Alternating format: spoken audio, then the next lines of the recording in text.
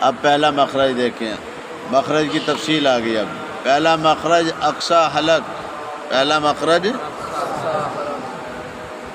کتاب دیکھنی ہے اب آپ نے غور سے، اس سے الف حمزہ ہا نکلتے ہیں۔ کیا کیا نکل رہے ہیں؟ الف حمزہ ہا۔ دوسرا مخرج وسط حلق، اس سے عین ہا نکلتے ہیں۔ کتنے ہو گئے؟ 5۔ تیسرا مخرج ادنا حلق، اس سے غین خا نکلتے ہیں۔ کتنے حرف ہو گئے؟ تو حروف حلق کی 7 ہیں کیا؟ 6، تو 7 آ گئے۔ تو اب اگر ممتحن یہ پرچہ بنائے کہ فائد مکیہ نے حروف حلق کی کتنے بیان کیے ہیں اور کیا ان کا یہ قول صحیح ہے یا غلط ہے؟ تو آپ دیکھیں کیا جواب ہوگا آپ کے پاس۔ کتاب میں آپ کی لکھا ہوا ہے پہلا مخرج اقصی حلق، اس سے الف حمزہ ہا نکلتے ہیں، اس سے الف حمزہ ہا نکلتے ہیں۔ وسط حلق سے عین ہا اور ادنا حلق سے غین خا، تو حروف حلق کی 7 ہو گئے۔ یہ اعتراض نہیں بنتا کہ گنجے ہونے کے بعد نہیں بنتا۔ باقی ابھی آدھے بال ہیں، یہ کوئی خصوصی رعایت ہے؟ یہ کیا ہے یہ؟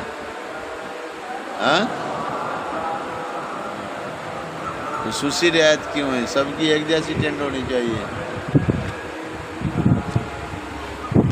اس کا اور ڈیزائن ہے، ان کے اور ڈیزائن ہے، ایک جیسے ہونے چاہیے نا سر۔ استاد ایک ہے، کلاس ایک ہے،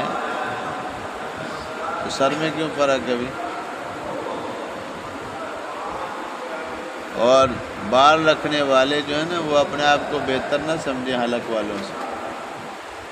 حلق 3 دفعہ رسول اللہ صلی اللہ علیہ وسلم نے حلق والوں کے لیے دعا فرمائی، اللہم ارحم علی المحلقین۔ صحابہ رضی اللہ عنہ نے کہا بھی والمقصرین، نہیں فرمایا۔ پھر فرمایا اللہم ارحم علی المحلقین، یا اللہ رحمت نازل فرما حلق کروانے والوں پہ۔ یعنی صحابہ نے پھر فرمایا والمقصرین، نہیں فرمایا۔ تیسری مرتبہ پھر فرمایا اللہم ارحم علی المحلقین، 3 دفعہ ان کو دعا دی۔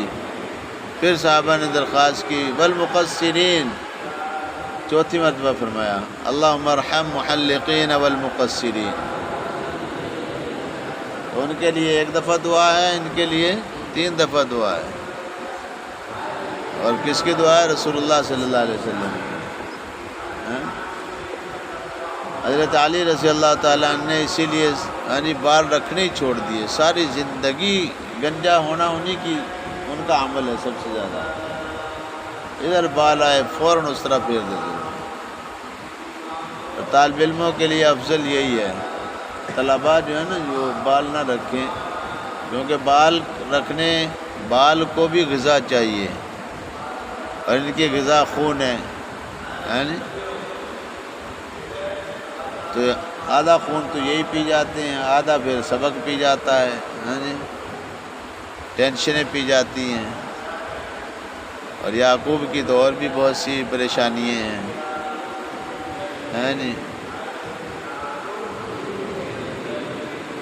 پلاننگ بناتا رہتا ہے بس ہر وقت، پلانر ہے پلانر۔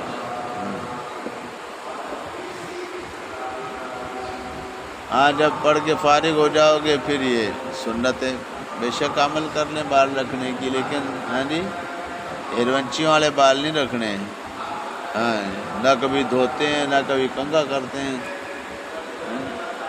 من کان لہ شعر فلیکرم، آپ نے فرمایا جس کے بال ہوں اسے چاہیے بالوں کا اکرام بھی کرے، ان کو کنگھی کرنا، ان کو تیل لگانا، ان کو دھونا، صاف ستھرا رکھنا۔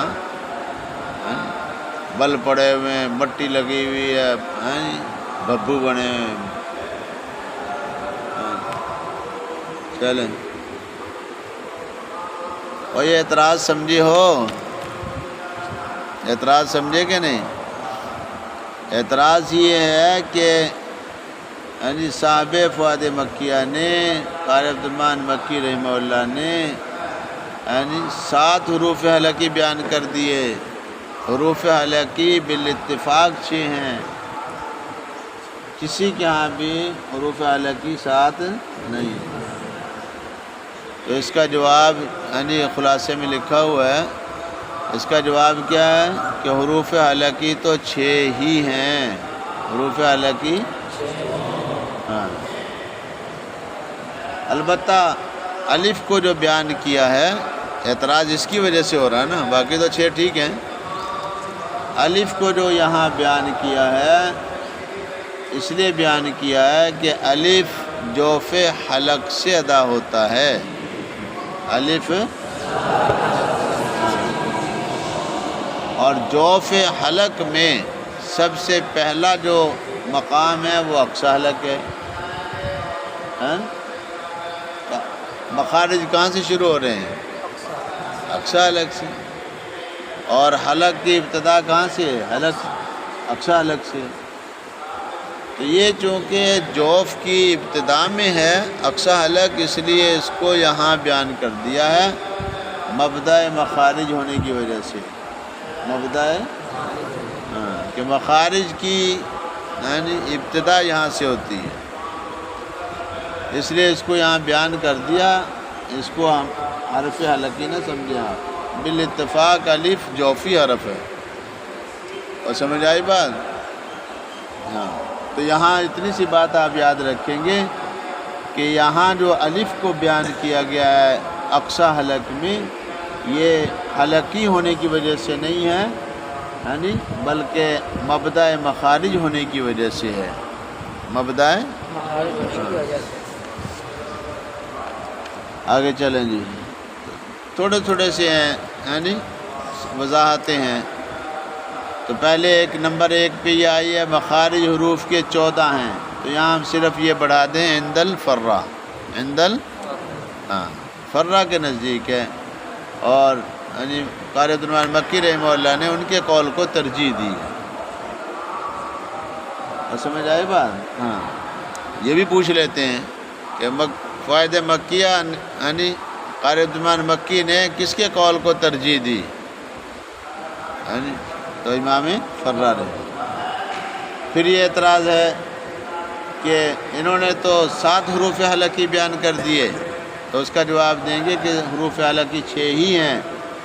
الف کو جو یہاں بیان کیا ہے یہ بالاتفاق جو فی حلق سے ادا ہوتا ہے، اور حلق کی ابتدا اقصی حلق سے ہے، اس لیے یہاں بیان کر دیا. ورنہ اس کا مخرج مقدر ہے، محقق نہیں ہے. چوتھا مخرج اقصی لسان، اور اوپر کا تالو ہے، اس سے قاف نکلتا ہے. پانچواں مخرج قاف کے مخرج سے ذرا منہ کی طرف ہٹ کر اس سے کاف نکلتا ہے. ان دونوں حرفوں کو یعنی قاف اور کاف کو حروف لہویہ کہتے ہیں. لہویہ اور لہاتیہ کا ایک ہی مطلب ہے. ہاں، لہات بھی کوے کو کہتے ہیں، لہو بھی اسی کو کہتے ہیں. ہاں. چھٹا مخرج وسط لسان. چھٹا مخرج وسط لسان، اس سے جیم شین یا نکلتے ہیں. جیم شین. تو یہاں ممتحن آپ سے پوچھے گا کون سی یا؟ اس سے جیم شین یا نکلتے ہیں، 3 حرف نکلتے ہیں. کون سی والی یا؟ یا متحرک، یا لین. ہاں جی. اور مدہ نہیں یہاں سے نکل. اس کو بھی پتہ تھا کہ تم یہی جواب لکھو گے، سمجھے نا، اسی لیے انہوں نے یہ سوال کیا. ممتحن اگر سوال کرے گا تو وہ یہی سوچ کے کرے گا کہ یہ جواب آئے گا. یا جب کہ مدہ نہ ہو، چونکہ ان کو یہ یاد ہے نا. اور جمال القرآن میں یہی تھا نا، اس سے جیم شین یا نکلتے ہیں جبکہ یا مدہ نہ ہو، بشرطے کہ یا مدہ نہ ہو۔ ہاں یہ یاد رکھو، یہ فوائد مکیہ ہے، یہ جمال القرآن نہیں ہے۔ ان کے ہاں جوف دہن مخرج نہیں ہے، امام فرا کے ہاں جوف دہن مخرج نہیں ہے۔ ہاں تو یہاں جو یا ہے یہ ہر قسم کی یا ہے، سمجھیں؟ یا کی اور واؤ کے اور یا کے تین نام ہیں، زبر زیر پیش والی واؤ اور یا متحرک، اسے کیا کہتے ہیں؟ متحرک۔ یا ہو زبر زیر پیش والی یا واؤ ہو، دونوں کو کیا کہتے ہیں؟ متحرک کہتے ہیں، حرکت والی ہے۔ اگر وہ ہے ساکن، یعنی تو پچھلی حرکت دیکھ کر کے پچھلے حرف کی پھر اس کا نام ہوگا۔ اگر وہ حرکت موافق ہے تو مدہ، مخالف ہے تو لین۔ موافق کا مطلب واؤ جو ہے نا، واؤ سے موافق ضمہ ہے، واؤ کے موافق کیا ہے؟ اور یا کے موافق یا ساکن، تو اس سے پہلے کیا ہو؟ کسرہ ہو تو یہ موافق ہے، تو یہ مدہ کہلائے گی۔ اگر واؤ ساکن ہے اس سے پہلے زبر ہے، یعنی اور یا ساکن ہے اس سے پہلے زبر ہے، تو یہ تو موافق نہیں ہے، نہ اس کے موافق نہ اس کے موافق۔ سمجھ آ رہی بات؟ تو اسے کہیں گے لین، اسے کیا کہیں؟ تو دو نام ہو گئے، زبر زیر پیش والی مدہ اور واؤ ساکن ما قبل مضموم مدہ نہ، اور زبر زیر پیش والی متحرک اور واؤ ساکن ما قبل مضموم مدہ، یا ساکن ما قبل مکسور مدہ۔ اور اگر مخالف ہے تو واؤ ساکن ما قبل مفتوح لین، یا ساکن ما قبل مفتوح لین۔ آپ کہیں گے جی وہ ایک حرکت تو رہ گئی ہے نا، دونوں میں ایک ایک حرکت چھوڑ دی نا۔ واؤ ساکن سے پہلے زیر نہیں آتی، زیر مستعمل نہیں، اور یا ساکن سے پہلے پیش مستعمل نہیں۔ سمجھا نا؟ عربی میں نہیں ہے، ہمارے یہاں اردو میں تو سوئی میں ہے نا، دیکھیں یا ساکن ما قبل پیش آ رہی سوئی، ہوئی، سوئی، ہے نا، بہت سارے الفاظ ہیں۔ چلیں تو یہ ہم صرف یہاں یہ کہیں گے، دیکھو چھٹا مخرج وسط لسان، کتاب دیکھو کتاب، چھٹا مخرج یہ آپ کی اپنی ذاتی کتابیں ہیں، ان پہ اس طرح کے الفاظ بے شک لکھ لیں پینسل سے، ہیں دیکھیں شروع سے مخارج حروف کے 14 ہیں، اوپر حاشیہ دے کے لکھ لو، ہاں جی، عند الفرا، بس عند ہاں۔ دوسرا ہاں جی حلق، اس سے پہلا مخرج اقصی لسان، اقصی حلق، اس سے الف حمزہ ہاں نکلتے ہیں، یہاں لکھ لو الف کو یہاں اس لیے شمار کیا ہے کہ اقصی حلق مبدا مخارج میں سے ہے۔ اقصی حلق کیا ہے؟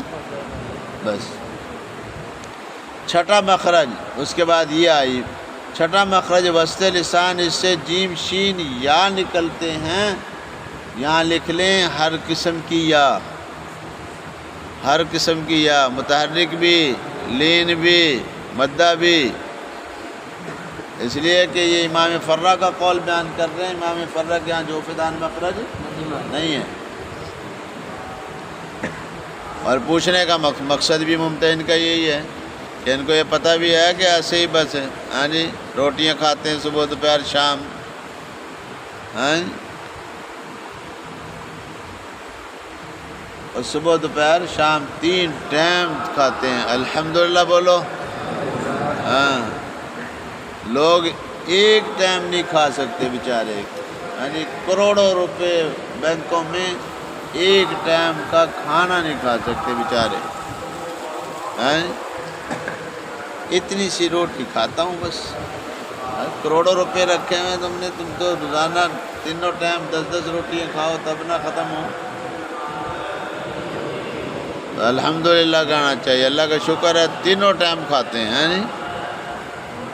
ہاں اور طالب علموں کا فارمولہ یہ ہے کہ بھئی ہر ایک سے کھاؤ، ہیں جی، ہر وقت کھاؤ اور ہر چیز کھاؤ، ہیں جی، ہر چیز ہر ایک سے ہر وقت، ہیں جی، کھانی چاہیے آدمی، ہیں جی۔ ہمارے قاری صاحب فرماتے تھے، قاری سید صاحب رحمۃ اللہ علیہ، ہیں جی، طالب علم کا کام ہے کھانا، ہیں جی، جس وقت ملے، جہاں سے ملے، جتنا ملے، ہیں جی، طالب علموں کا کام کیا ہے؟ کھانا۔ تو کھاتے بھی تھے وقت، طالب علمی دور میں بہت کھاتے تھے۔ یہ میں یہ نہیں کھاتا، میں یہ نہیں پیتا، ہیں جی، قاریوں کے خام خواہ کے نخرے ہیں۔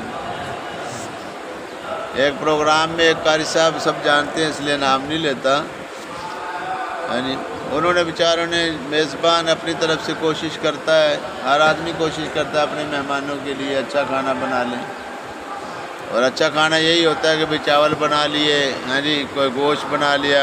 اب گوشت میں 3 ورائٹی ہیں، بڑے کا ہے یا بکرے کا ہے یا مرغی کا ہے، ہیں جی، یہی آدمی کوشش کرتا ہے۔ کوئی فروٹ وروٹ رکھ لیا، کوئی کولڈ ڈرنک رکھ لی، تو آدمی سمجھتا ہے میں نے خوب کھانا کھلایا، ہاں جی۔ دسترخوان پہ ساری چیزیں موجود ہیں، ہاں جی۔ قاری صاحب کو کہا جی، قاری صاحب شروع کریں، ہم کہتے ہیں یہ تو میں نہیں کھاتا۔ قاری صاحب یہ لیجیے، ہاں جی، یہ شروع کرتے ہیں، میں یہ بھی نہیں کھاتا۔ تم کھاتے ہو گھاس کھاتے ہو کیا؟ کھانے کی چیز تو یہ ساری ہیں، چارہ کھاتے ہو کیا تم؟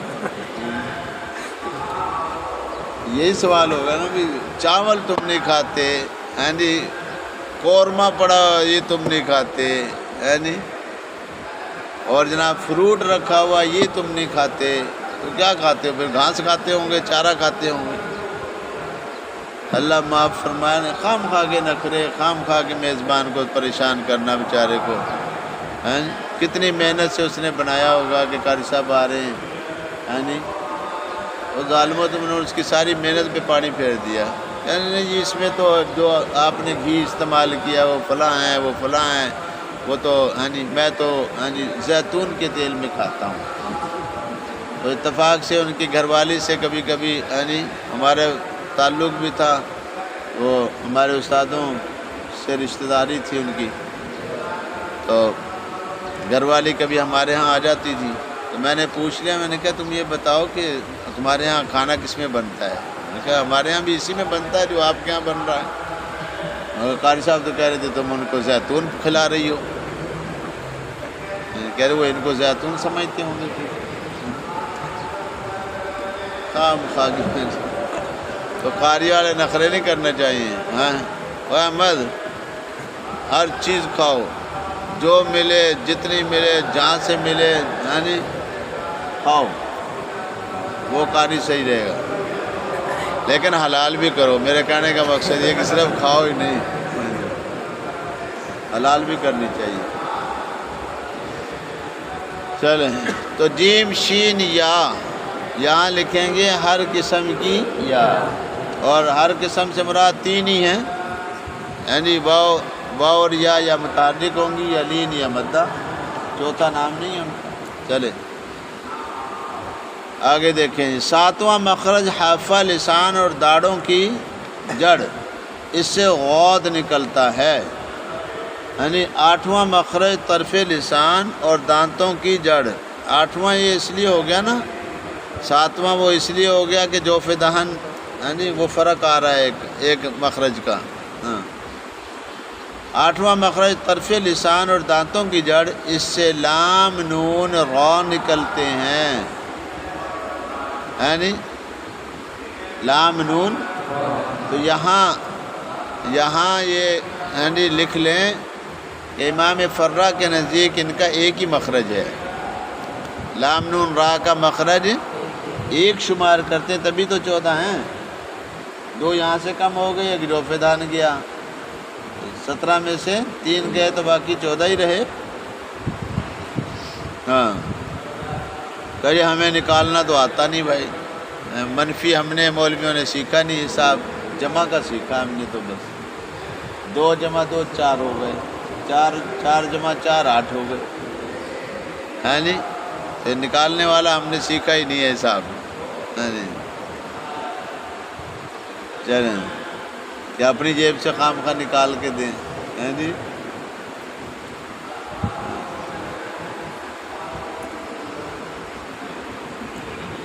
لام نون را نکلتے ہیں تو کیا کہا؟ آٹھواں مخرج طرف لسان اور دانتوں کی جڑ. طرف لسان اور دانتوں کی جڑ، اس میں کچھ فرق تو ہے، لیکن طرف لام کا مخرج بھی طرف لسان ہے، نون کا مخرج بھی طرف لسان ہے، را کا مخرج بھی طرف لسان. یہ تو پکی بات ہے نا. باقی تھوڑا سا فرق یہ ہے کہ لام میں یعنی ضواحک کو بھی دخل ہے، نون میں ضواحک کو دخل نہیں ہے، تو ایک دانت کم ہو گیا اس میں. اس میں 4 دانت ہیں ہاں جی، تو اس میں 3 دانت ہیں، فرق ہو گیا، کم ہو گیا لام کے مخرج سے. تو اس معمولی فرق کو انہوں نے ختم کر کے ایک شمار کیا کہ طرف لسان تو بہرحال سب کے لیے ہے نا، وہاں شمار کر. اور را میں کیا؟ وہ بھی طرف لسان ہے، لیکن طرف لسان کا جو اوپر کا حصے کی بجائے نیچے کا حصہ استعمال ہو رہا ہے، ظاہر لسان، کہ اس میں پشت زبان کو بھی دخل ہے. تو اس لیے لام نون را کا مخرج امام فرا کے نزدیک ایک ہی ہے. اور سمجھ آئی بات؟ تو یہ یعنی لکھ لے کہ طرف لسان، 8واں مخرج طرف لسان اور دانتوں کی جڑ، اس سے لام نون را نکلتے ہیں. یعنی امام فرا کے نزدیک لام نون را کا مخرج ایک ہے، اس لیے فرمایا. 9واں مخرج نوک زبان اور ثناء علیہ کی جڑ، اس سے غ دال تا نکلتے ہیں. اور 10واں مخرج نوک زبان اور ثناء علیہ کا کنارہ، اس سے غ دال سا نکلتے ہیں. 11واں مخرج نوک زبان اور ثناء سفلی کا کنارہ ما اتصال ثناء علیہ کے، اس سے صاد زا سین نکلتے ہیں. 12واں مخرج نیچے کا لب، نیچے کا لب اور ثناء علیہ کا کنارہ، اس سے فا نکلتا ہے. 13واں مخرج دونوں لب، دونوں ہاں دیکھیں متعین جگہ بتائے چلے جا رہے ہیں، فلاں جگہ فلاں جگہ فلاں جگہ، یعنی اس سے با میم واو نکلتے ہیں. یہاں بھی وہی سوال اٹھے گا، کون سا واو؟ یعنی تو یہاں بھی یہ کہیں گے ہر قسم کا واو، سمجھے نا؟ ہاں، واو متحرک، واو مدہ، واو لین، تینوں کا مخرج کیا ہے؟ دونوں لب، دونوں لب. یہ تو 13 مخرج جو ہیں یہ مخرج محقق ہیں، مخرج ہاں.